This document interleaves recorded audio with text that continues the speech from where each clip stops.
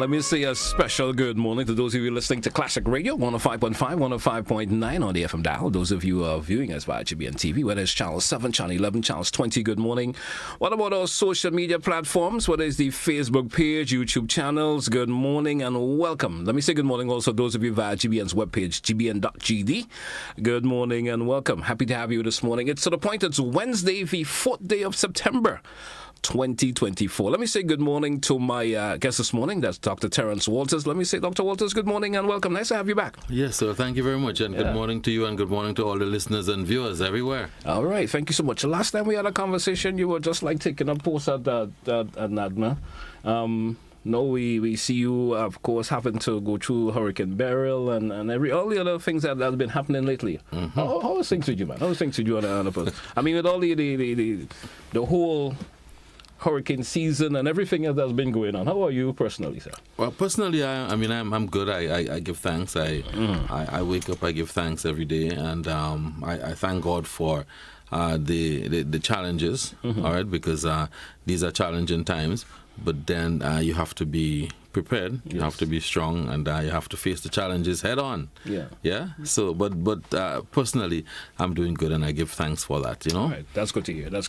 Yes. Now, let's get the conversation rolling. How is things at NaDMA post Hurricane Beryl? How is things at NaDMA post Hurricane Beryl? Mm-hmm. All right. So the National Disaster Management Agency. I mean, we continue to function. I mean, the agency is the agency responsible for preparedness in Grenada, Carriacou, PT Martinique, and we continue to function given the circumstances and what we're faced with Hurricane Beryl and post Beryl. We continue to move on. Mm-hmm. All right, great, nice. Yeah. No, I'm going to keep the conversation rolling in this way still because it's we're still in the hurricane season, and we're not going to be until, is it the end of November? End of November. We're going to see when we may be out of the woods. Because the whole climate change and everything else is in the world today. That's another conversation. You never know what could happen, after November. There have been years when we see, events developing all in February. There have been years I have seen that. How is MAGMA in a preparedness state? Just in case, we in September, remember Ivan in September and so forth. What is the preparedness level at MAGMA right now? Yeah, the National Disaster Management Agency, all right, so preparedness, the agency is always prepared to respond. Yes. I must say that. We're always prepared. We have our district teams, okay? We have the National Emergency Advisory Council, we have the staff, we have the offices in Grenada, Carriacou, PT Martinique. So the agency is always ready, okay, to respond to any hazard that may occur, right, and impact the state of Grenada. So, I must make that clear. So NaDMA is always prepared. Yeah. Okay, always prepared to respond. All right. Now, in terms of the use of the various, of course, shelters and so forth that's been in, is there still that continual updating of that during the course of the year as well? It just continues, is what I would say. All right. So, so it's a process. It's something that the agency does. Now, I want to make this clear. Now, we focus on what is called comprehensive disaster management and CDM. So we don't just focus on when an event occurs, you respond, you provide, and that kind of thing, right? It's comprehensive, and it should be year-round. So comprehensive disaster management is the management of all hazards. Yes. So all of them, not just hurricanes, but all of the hazards, okay, that can occur through all of the phases. And put simply, before, during, and after. Right, simply, but we're talking about preparedness and response and recovery and rehabilitation and mitigation and all those things. But simply put, before, during, and after the event, okay, by all people. So comprehensive disaster management, the management of all hazards through all of the phases by all people. All right. Simply put, that's it. Simply that. Right? Okay. You have to understand that. Okay. All of the hazards through all of the phases, before, during, and after, by all people. And when we talk all people, we say we mean everybody in society, all the sectors, right? All the entities, everybody, because everybody in the population has a role to play in comprehensive disaster management. So Every single person. All right, what you do at your home, at your workplace, at school, when you're on the road, all those things have a role to play Yes. in comprehensive disaster management, and each person in the population should play that role. And that's the focus. That's interesting to note, because sometimes folks think about it, well, it's left up to NaDMA to take care of that. You understand? But you put it in there, when you say comprehensive management, it's left up to all of us. It's all of us. We all have to play a role in it. It's all of us. Because it will come in a way of mitigating how we all will survive whatever is to come. As you say, it may not be a hurricane, it could be an earthquake, it could be flooding, whatever it is. So what level of preparedness comes across that? So when you throw that plastic bottle in the drain, that's one plastic bottle, and then you have other people doing the same thing, and it goes down the drain, blocks the drain, and there's heavy rainfall, and there's flooding. You see how you contributed? Yes. Just your plastic bottle, all right, contributed to the flooding.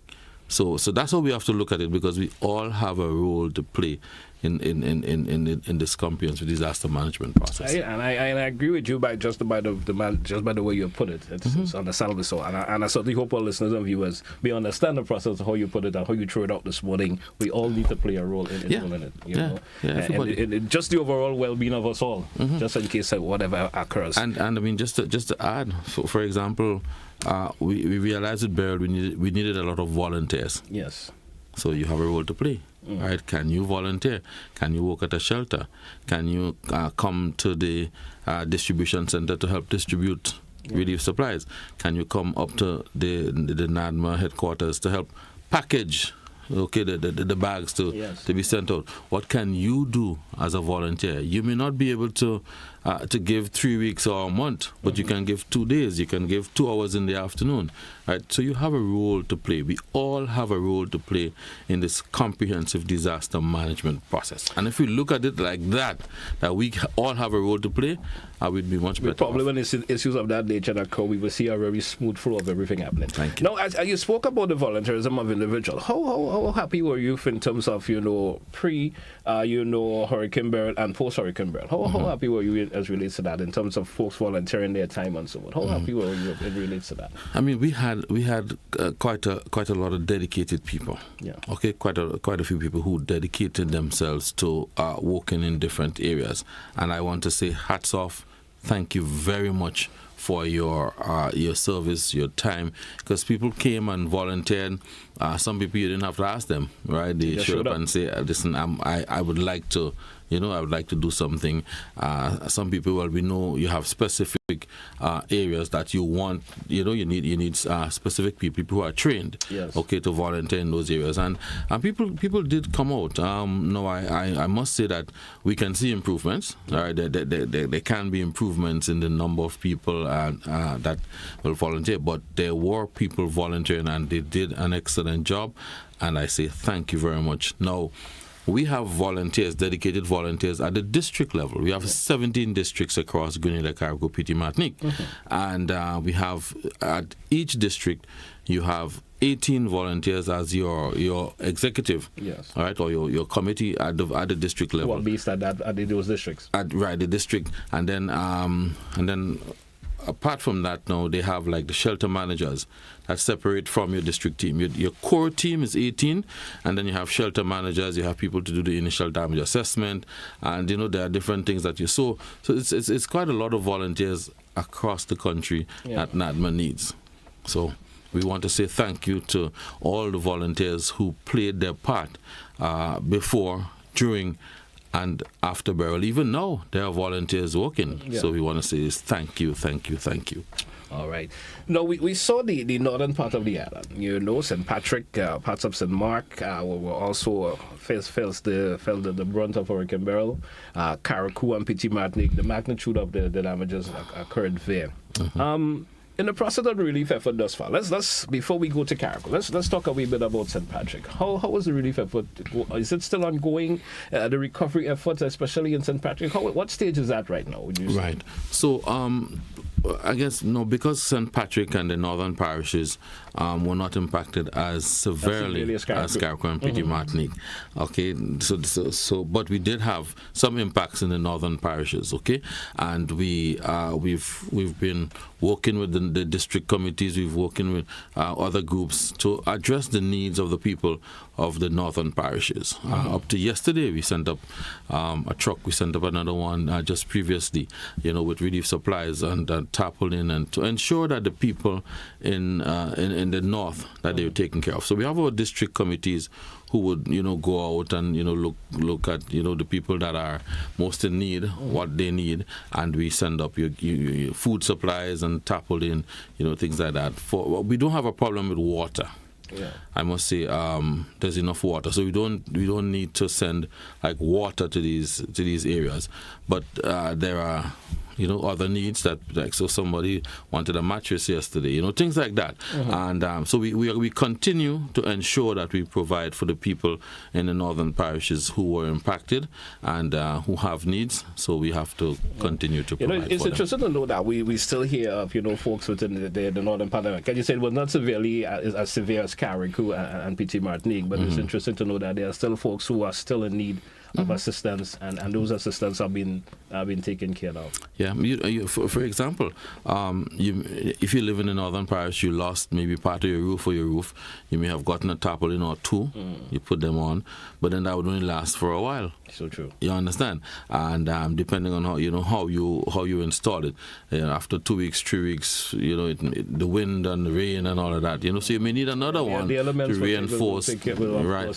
Just in case you have not yet gotten your roof repaired, that kind of thing. So we have to ensure that we look out for our people and provide for them as much as possible. All right. What are some of the sole responsibility of NaDMA, especially in the northern? What was besides the relief and the recovery? What are some of the other sole responsibility of NaDMA? And we still keep it up. We touch Carriacou. We go to Carriacou. Yeah. I mean, what are some of the sole responsibility of NaDMA, especially for the northern part as it stands now?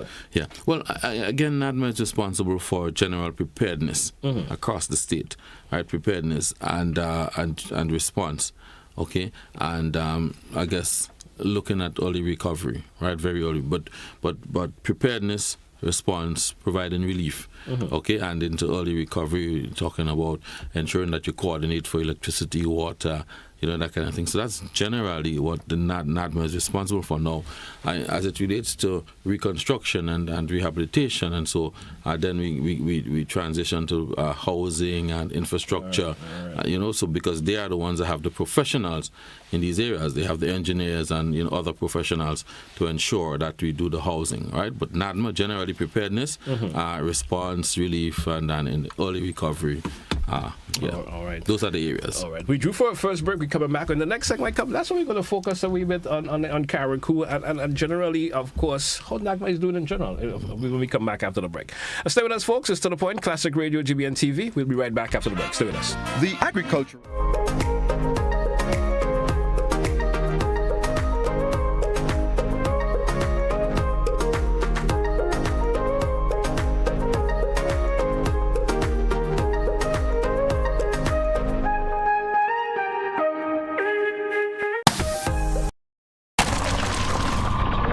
Thursday afternoon in a 60 zone. This 34-year-old motorcyclist was on his way home. It's our job to work out why he never got there. The rider broke his neck on impact here, having crashed into this car that was turning right.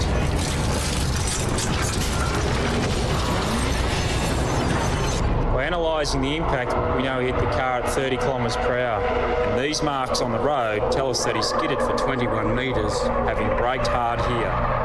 When he first reacted, he was doing 68. But let's change one small thing. At 60, the driver would have had more chance to see him properly. He'd have stayed in control and reached this point a moment later. The car would have cleared his path and he'd be home by now. You decide on your speed. The physics decides whether you live or die.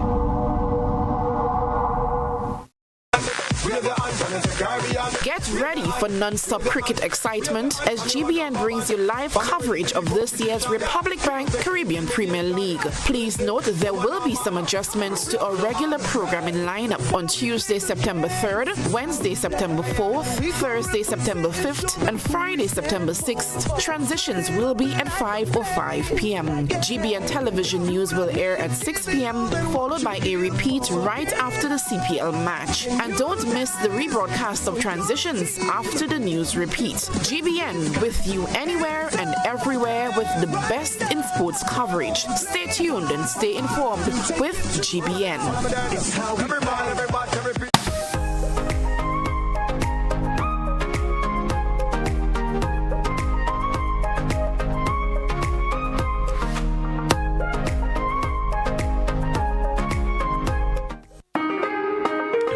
Welcome back once again to our listeners and viewers this morning. It's Classic Radio GBN TV. Welcome back, Dr. Walters. Let's continue our conversation this morning. Let's switch to the Sister Isles of Carriacou and PT Martinique. Hurricane Beryl, of course, moments before Hurricane Beryl, we saw yourself, the Honorable Prime Minister, and other members were there. And, of course, you were alerting the nation in terms of what happened. Hurricane Beryl touched our islands. St. George's, thank God, we didn't feel the brunt of it. Between the parish of St. George, St. Andrew, maybe minimal stuff happened there. St. Patrick felt it upon Carriacou, PT Martinique.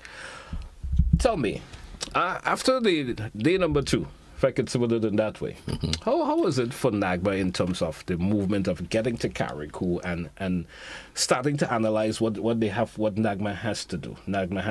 Tell me, fill me into the story how that. Maybe I should just go back to before. One of the things we were really happy about is the ability to get information to the people. Okay, that communication aspect of it, and we were really happy now with social media and with all that's available. We were really happy that we were able to ensure that people had the information, and not just locally, but around the world, people knew what was happening. So we were happy to provide that as an agency, and that's what we one of the things that we practiced. Like whenever we had simulation exercises, we would always put in that component where we were able to do the live broadcast and update people. Okay, so we did that, and then we had the impact. Okay, on the 1st, and so communication knocked out. Which again, we have to work as we go forward to ensure that we strengthen our emergency communication, so that when there's an event, we don't get knocked out. So we have to work toward that. But I guess there's improvement. Initially, So during the storm, we were able to get some reports out of Carriacou, right? We were able to talk to them. Probably like halfway during the storm, communication knocked out. So you don't know what's happening. And so next day, actually the same night, the team decided, at first light, we would head to Carriacou and PT Martinique to find out what's happening. And so that's what we did next morning. Put together a team, from the Royal Grenadier Police Force, the entities, electricity and water and so forth, to go up to Carriacou now and PT Martinique to see, do an assessment, say, hey, this is what has happened and this is where we need to go. And we got there, early in the morning to get to Carriacou, and the water was still in the weather reports. You couldn't go. But anyway, after a little while, we were able to push off, and we went up to Carriacou, and you got there and you saw it. Immediately you realize, that's total devastation there, because all the buildings were either damaged, destroyed. I know the people were in shock initially, were in shock, and you started walking around and getting reports, and then we met with the minister there. Went to the disaster office, and we were able to visit. But one of the things I noted is that the people in Carriacou and PT Martinique very resilient. because immediately from the reports from them, right, immediately the afternoon, okay, after the storm, right, they started going out and started to clear roads and try to get the people to see, what had happened to people, how they were faring, that kind of thing. And I mean, I applaud them for that. That very afternoon, okay, so they went out with the chainsaws and cutlasses. You see the folks inside of the actual residents of Carriacou. Carriacou will do at that. the disaster we were hearing office. different Carriacou people in doing nothing. We were hearing those kind of talk. I know you saying this and a different official thing. And I want to comment on that, because when we got there the Tuesday morning, okay, there was the minister and other people waiting for us on the jetty. They were able to clear the road from Bel Air, that's the disaster office, to come down to Hillsborough on the jetty to meet us. Right? No, mind you, I mean, everything was in the road, everything was on the ground, and they started the afternoon to go look for people, to go find out, what's happening with different loved ones and other people around the island. So that I was impressed with. Okay, I was really impressed with them on that. And I also noted one other thing, that a lot of the utility poles were standing. They were leaning, however, right? And I said, okay, so that's a good sign, because in terms of the restoration, right, once the poles are standing, it's just to straighten them, right? You straighten the poles, and so it would make it easier for the restoration process. But to comment on the reports about the people of Carriacou not doing anything, now you have to understand that the people were in shock. Yes. Now you got up on the first. You had everything. Okay? You had your house, you had everything. Yeah. Good? And during the day, these winds came and took every single thing. Okay? So by afternoon, 4 or 5 o'clock in the afternoon, you had nothing.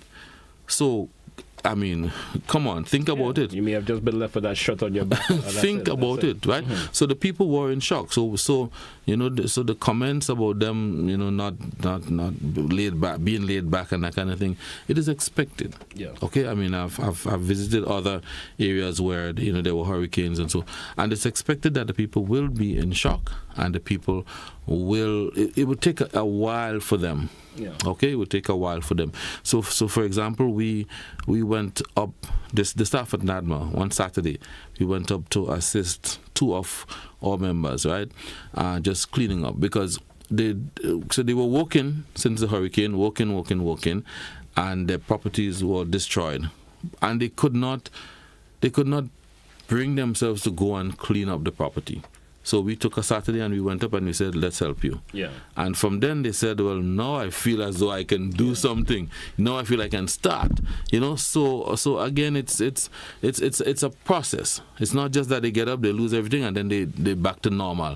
That's virtually impossible. It's not like that. Okay, so I want us to really understand that it is a process, and it will take time for the people to get back to their normal lives. All right. Now, the continued relief and recovery in Carriacou, how is that going? Right. So we continue. I mean, initially, you needed to provide just about everything. Yeah. So relief was coming in. Some of it going directly to Carriacou, directly to Petit Martinique. Some come to Grenada, and we had to sort and pack and ship. And one of the things that we realized is that transportation to Carriacou by sea. Okay, because remember, it's only the small plane and it can't take much load. So it's by sea. And that is expensive. Yes. Okay, it's expensive. It's not like, government has boats and so it's private boats available. And that's a cost anyway. There's a cost.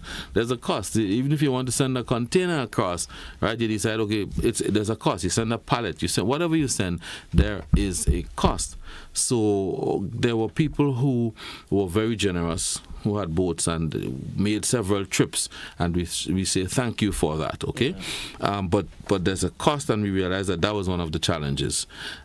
So there's a barge that we can hire, but if you're sending a barge, you have to make sure that you send enough. You don't want to send a barge and just send a few things on it, right? You have to make sure that you put a lot of stuff on the barge, okay? But you can't wait for 2-3 weeks to accumulate stuff for the badge. So you have to be sending up, in the meantime. So it posed some challenges, some of the logistics, trying to ensure that you do what's necessary to make sure that people have all the things that they need, including water. And water was one of the main asks in Carriacou and Petit Martinique.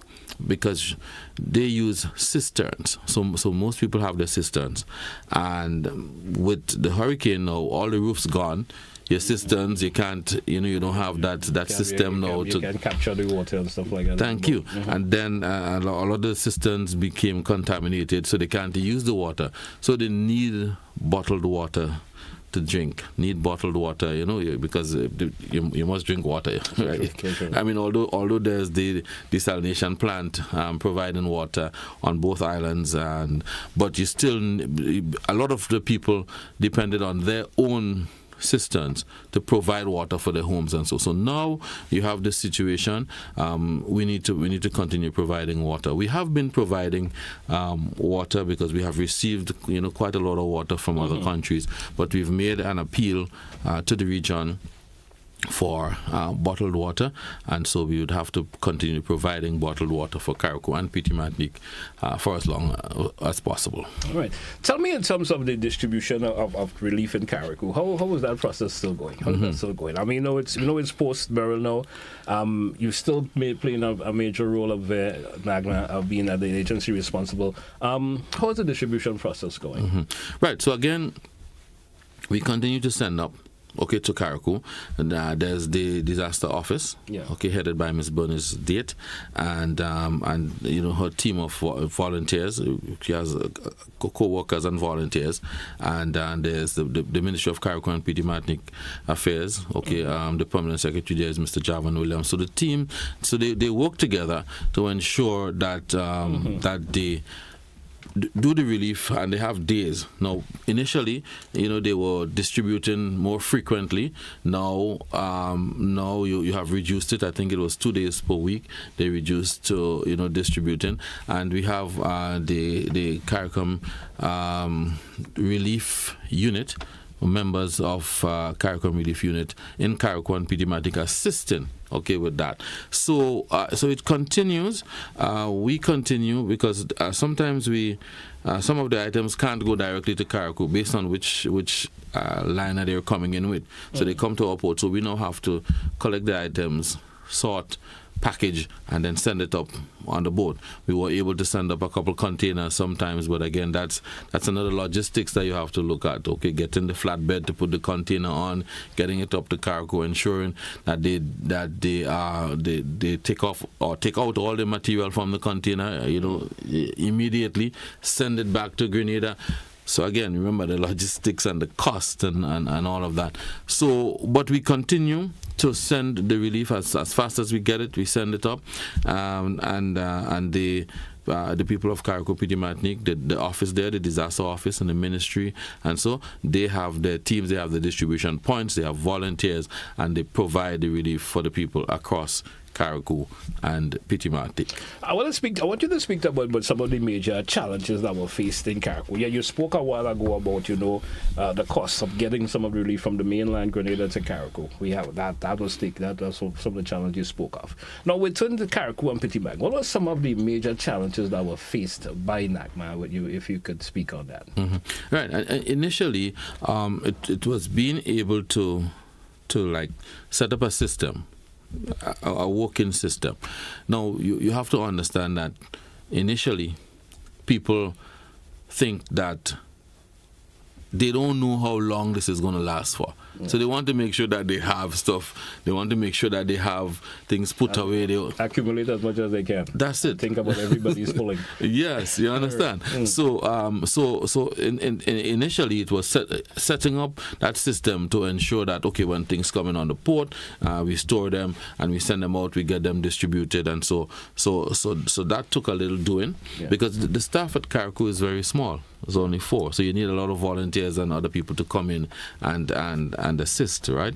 And but after a while, that became regulated. Yeah. Okay, that became regulated. Transportation was one of the issues also initially, because remember, now after the hurricane, vehicles got smashed and all that kind of thing. So but the government quickly sent in after about a week or so, quickly sent in transportation, sent in a number of vehicles went up, on the badge, and then some more went up after that.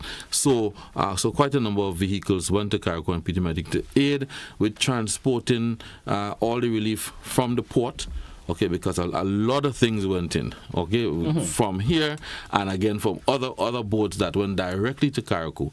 So there were quite a lot of things going in, and you had to transport it and then distribute it. Now, the warehousing is not a lot of space, so it's not like you could, bring in everything. And then again, when you get stuff, it's for the people.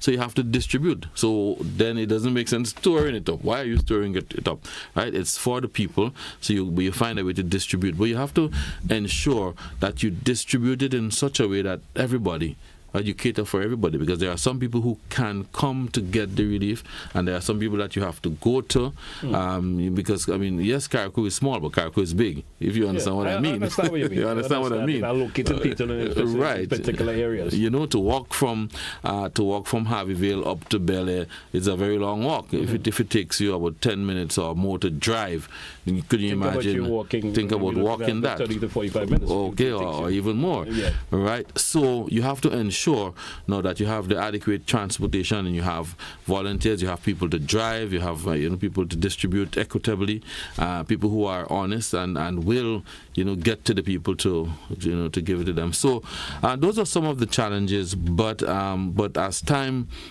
progressed, the system became better, and people were getting the relief that they needed. I guess folks know understanding the process that goes along with that. No, Right. Folks maybe on the mainland may have understanding a little easier. We went through the brunt of Hurricane Ivan. That's right. Now we talking. Let's switch about the recovery process now.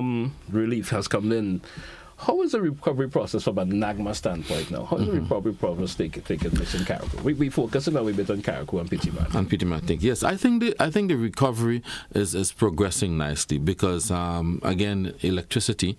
Okay, we've seen steady progress with electricity. We have to understand that not all houses can be given electricity again, because some of them badly damaged, and if you don't have like a roof and that you're giving you electricity with everything exposed, it doesn't make sense. So that would kind of endanger your life, okay, and lives of others. So But I know that that Glen has worked steadily to ensure that there's electricity in several parts of Carriacou and Pitimatic also, yes. Right? So that I think is going well. The water restoration, NAWASA has done its part. The utility companies, the phone companies. Yes. Okay, so there's communication again. Restoration of the communication part. That's right. There's communication again, and then you look at the health services. There's health services again. So the early recovery, that is going well, and I believe that we've in 2 months. Because it's 2 months, right? Yes. July, August, right? 2 months. We have made steady progress in Carriacou and Pitimatic. I think some of the hotels are, effecting some repairs and are able to accommodate people. We've had generators sent in, so people can at least do some of the work that they need to do on their properties, and so the recovery process is progressing nicely, and I think one of the issues would be housing. Yeah, one of the issues would be housing in terms of people being able to rebuild. Now, some people have started that process, and if you look, you would see the boats. The boats.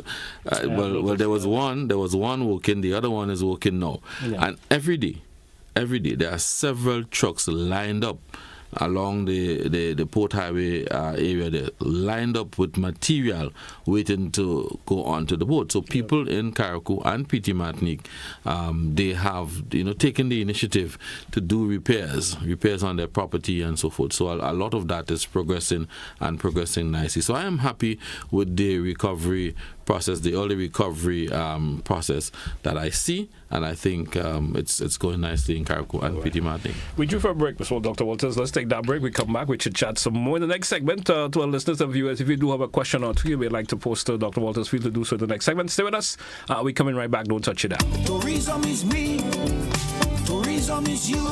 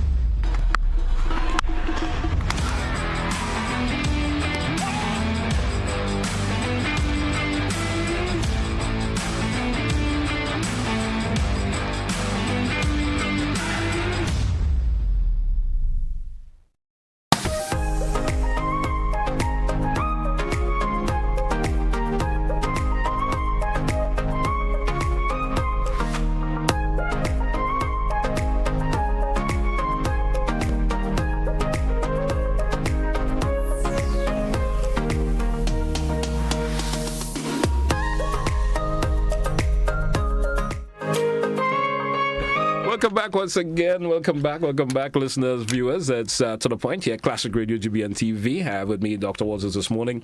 And of course, we're speaking about, Carriacou, PT Martinique, and Grenada. We're talking post-Hurricane Beryl this morning.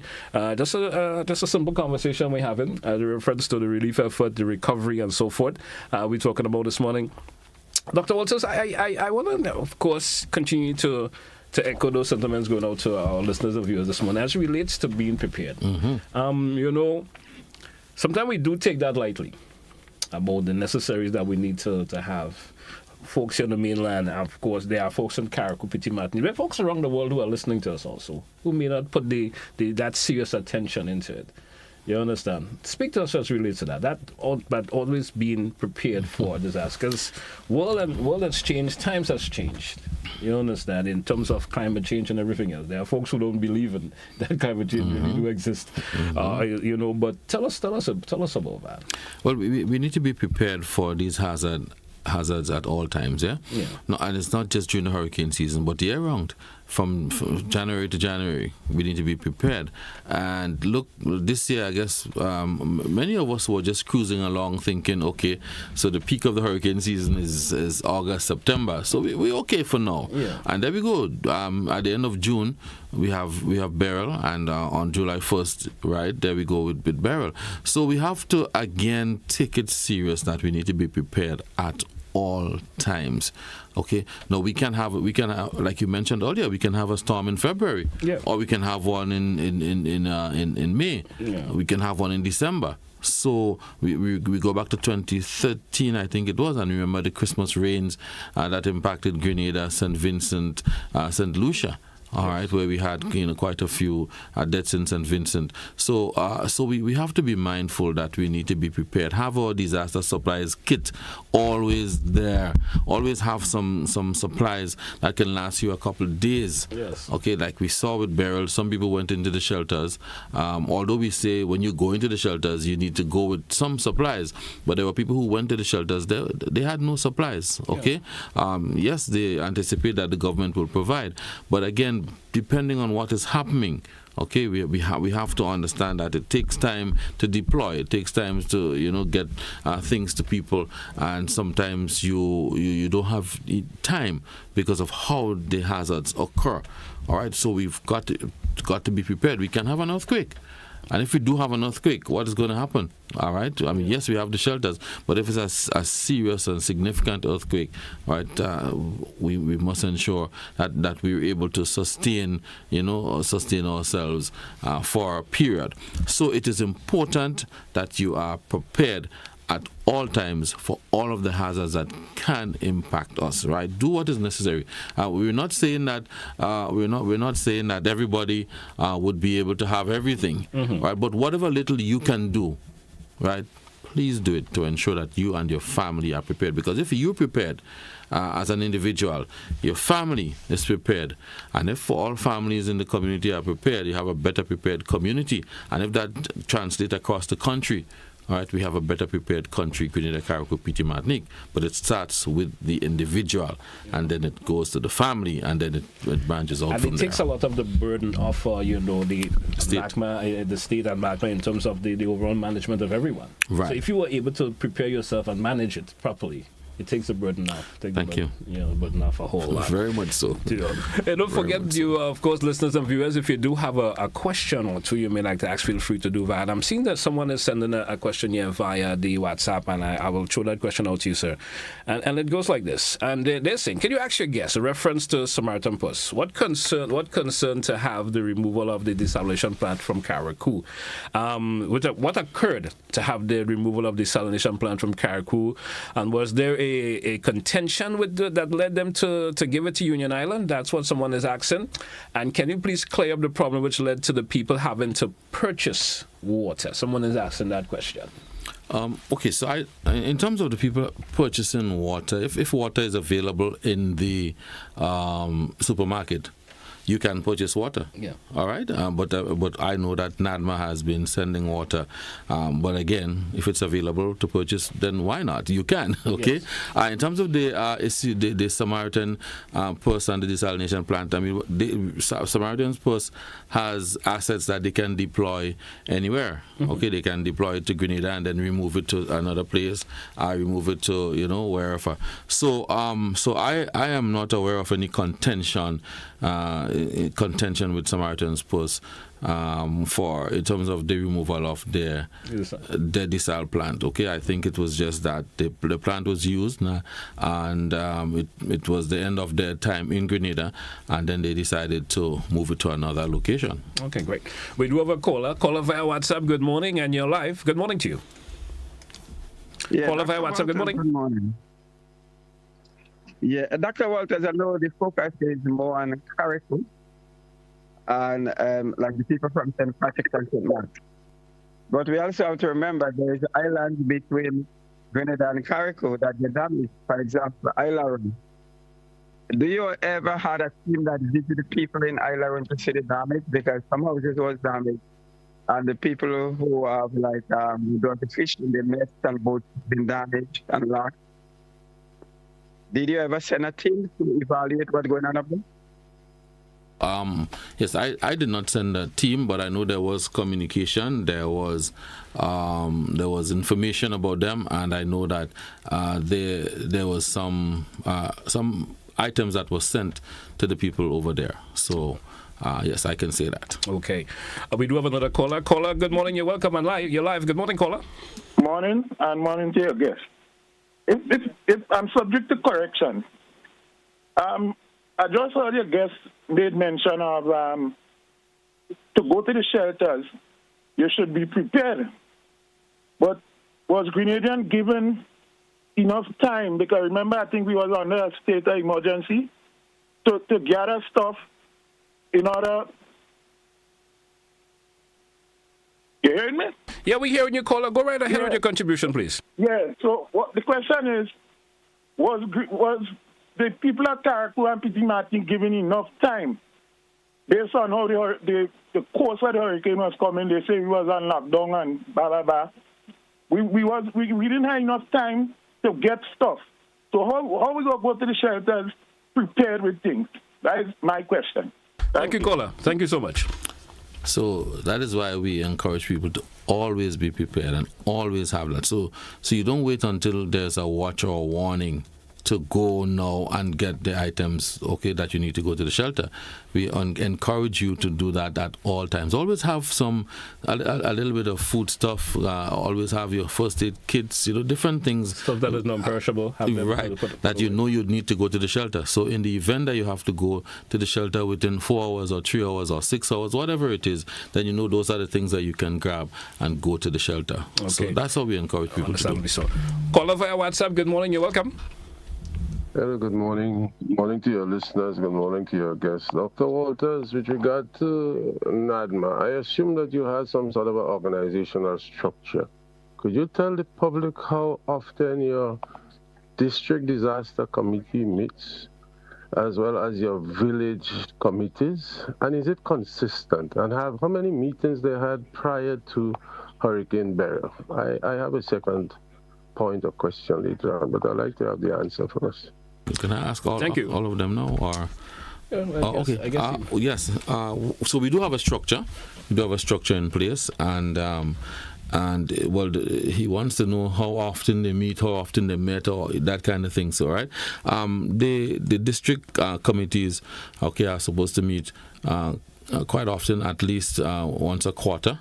At least once per quarter, and we encourage them to meet monthly or as necessary. So remember, these are volunteers, and while we may have a structure in place and we may want them to meet once a month or once a week or once a quarter, it may not always happen. Okay, so but I can assure that the structure is in place and meetings have been held, and the district committees, the disaster management, the National Emergency Advisory Council, these entities have been meeting in preparation for any event. All right.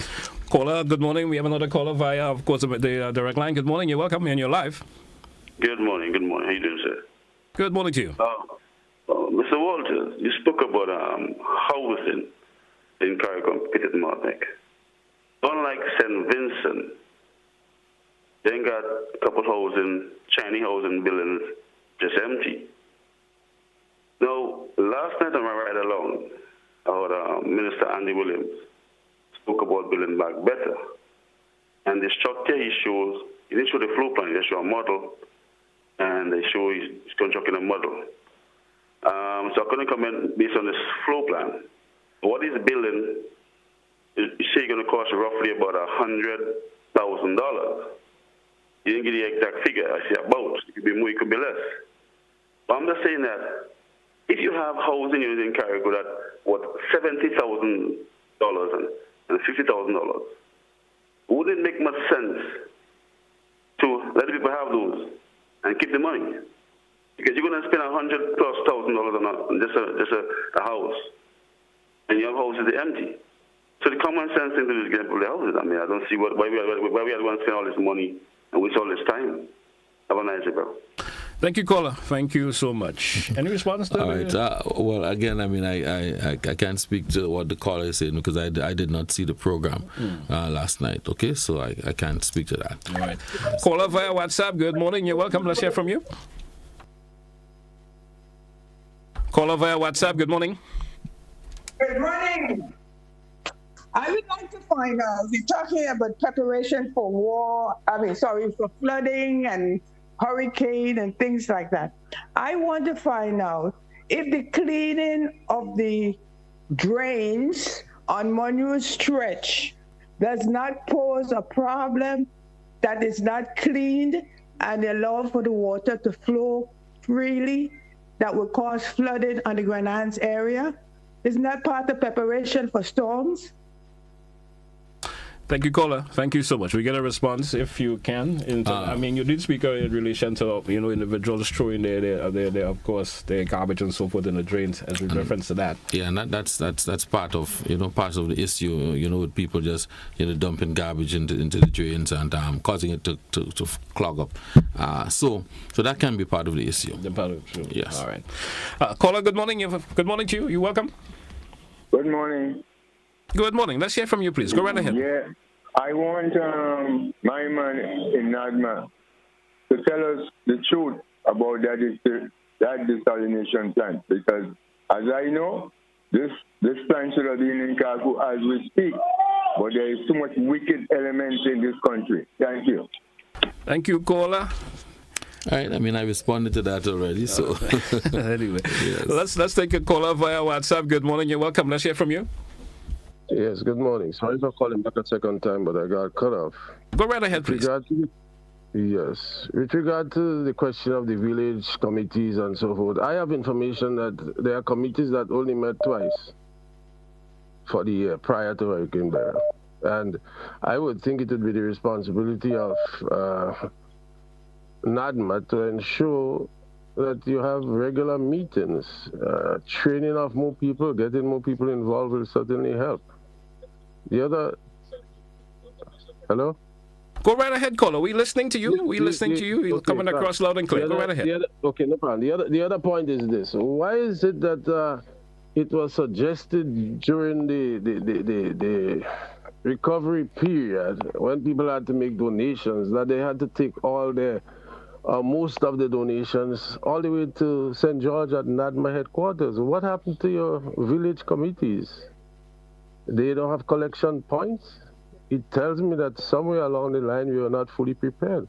Because if somebody is in St. Andrew in Hope and they have to make a donation, and the disaster area is St. Patrick, St. Mark, Carriacou, why does the item have to go to NaDMA headquarters if it's an item that can be utilized in St. Patrick?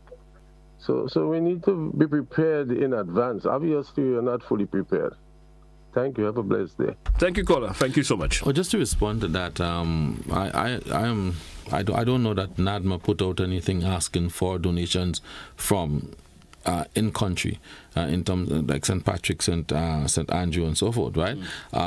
Most of the relief items were coming from outside of Grenada, but if people locally wanted to make some contributions, they would deliver it up to the NaDMA headquarters. Remember, the impact was St. Patrick, okay? Yeah. So they delivered to the NaDMA headquarters, and we send it out from there. So in terms of that being or saying that to make a decision as to whether we're prepared or not, I don't see that. If we were collecting items from within Grenada, we would set up points around the country to ensure that people could. Because we've done that before several times, and we set up points across the country, throughout the country, so that people can make contributions. But no, we were not collecting from inside of Grenada mainly. It was basically outside coming in. I think I understand where the caller is coming from. Mm-hmm. He was either coming making a suggestion that suppose there were locals that wanted to contribute, right? Maybe to St. Patrick or Carriacou, and they were saying maybe there should have been collection points within those within the various districts that they could have made those drop off. I think that's when he may be in reference to. Yes. So, yes. I think, but just that we were not focusing on collecting locally. So it's not like we put out a notice saying that we're collecting from locally and everybody have to bring it to Monjaloo. That was never done. Okay. That was never done. So understandably so. Yeah. Caller via WhatsApp. Good morning. You're welcome. Let's hear from you. Yeah, GT, just quick. Let's do a follow up with the question I asked before. Dr. Walter, I just made a phone call and nobody has sent to ILR, nothing to do, no assessment. So can you personally look into it? Sure, I will look into that. Thank you. All right, thank you so much. We, of course, fastly approaching, the end of our program this morning. We do have the opportunity to entertain another caller. Caller via WhatsApp. Good morning. You're welcome. Good morning, Mr. Telesford and Mr. Walters. Good morning to you. Good morning. Good morning. Mr. Walters, two questions I would like to ask if NaDMA looking into those things. One, the aspect of communication and goods. The aspect of communication, don't you think that NaDMA should look into encouraging satellite phone service so that even though the phone system is down, we should have communication via satellite? And two, that NaDMA should have a more total control in the telecommunication and radio network to ensure that as information goes out, it is accurate. We have so many radio stations in the island now. Yes, you may ask people to listen to NaDMA, but maybe NaDMA should have a radio station for their own selves and do the broadcasting, because misinformation could create chaotic conditions. And also, in terms of consumable goods, goods that you have to use for food and things, you should ensure that they are not being expired in a short space of time. So things like that, I think NaDMA should be on top of the line. Maybe NaDMA should have their radio station. As long as you faced with a disaster and you haven't finished relief, NaDMA should have a sort of a 24-hour service, something broadcasting. Thank you very much. Thank you, caller. Well, it was an interesting contribution there. Yeah, thanks for the idea about the radio station. Okay, and I think that is that's a good a good suggestion as it relates to communication.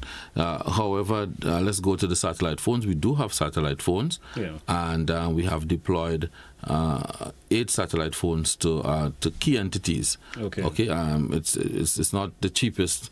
Okay, but we do have satellite phones that we have deployed. But you have to remember also that the satellite phones, you must be able to you must make connection with the satellite. Yeah. Okay, so it's not like during the hurricane you can because you must have clear skies. So there are some limitations, but we do have satellite phones that are active and available, and that is what we were able to use to get in touch with Carriacou the next morning. All right. Okay. Yeah, we were able to use. The minister actually called using the satellite phone that is in Carriacou. So we do have that available, sir. All right. Someone has asked a question via WhatsApp. They said, can Dr. Walters speak to the process of the diaspora organization sending relief to Grenada? That we've spoken to that. People have sent people have sent quite a lot of relief, and we did say to them that they should send it to the National Disaster Management Agency. There are some entities that can, for example, Red Cross and a number of other entities, national entities can come in with their own relief and be able to get it duty free. But if you're sending relief from abroad, you need to send it through National Disaster Management or to the National Disaster Management Agency, and we will distribute from there. What was the main reason for, of course, wanting to make that decision in terms of having relief sent to NaDMA directly and not directly to the individuals who may need the relief? Why was that decision made? Yes, sometimes we have, when there's a disaster, people tend to capitalize. So there will be quite a number of people who would use the opportunity to send stuff that's not relief items. Okay. So you're sending things that electronics and different things, relief items. You're talking food and water and clothing and that kind of thing. Yeah. But people would use the opportunity now to send other items and get them through customs without paying any duty. So we have to be mindful of that. And NaDMA is the one responsible for distributing relief across the country. Okay. I mean, along with other entities, right? Probably, there's some churches and Red Cross and other entities. But we want to ensure that the relief, when it comes into the country, that it goes to the relevant authority, which is NaDMA, and then sent to the people across Grenada, Carriacou, and Petit Martinique, working with the other entities to ensure that we reach all those that need the relief. All right. Dr. Walters, we get into that stage of the morning that when we go up to call it quits for today, I sure there's some closing remarks that you'd like to make. feel free to do so. Yeah, thanks again. Thanks to the volunteers. Thanks to everyone for participating in our response to Hurricane Beryl, and we continue to work to ensure that people of northern part of Grenada, Carriacou, Petit Martinique, that they have the relief that they need as we go into now deeper into the recovery, reconstruction, rehabilitation. As we go into that process, we urge people to be patient, because you don't want to rush things and then you find yourself in the same situation. So we have to be patient, and we have to ensure that we build back better and stronger. Okay, now we are in the peak of the hurricane season. This is September, and we have to ensure that we are prepared. Please pay attention to what is happening. Please ensure that your household is prepared, and if we're threatened by another storm or hurricane, that you know exactly what to do. You know exactly how to respond. There will be some special conditions for the people of Carriacou and Petit Martinique, okay, because if we're impacted now, they have already lost houses and shelters, and so there will be some special arrangements for the people of Carriacou and Petit Martinique. But we continue to ensure that we are prepared just in case we're impacted or threatened by another storm or hurricane. All right. Dr. Walters, I want to thank you once again for coming on the program this morning and sharing the information. Best wishes goes out to you for the rest of the day, sir. Thank you very much. Thanks, and best wishes to everyone. Hey, folks, that's how we take a wrap for this edition of To The Point. Thanks to all those who contributed some way or the other. Have yourself a good one, folks. That's where we say goodbye. Have a good one.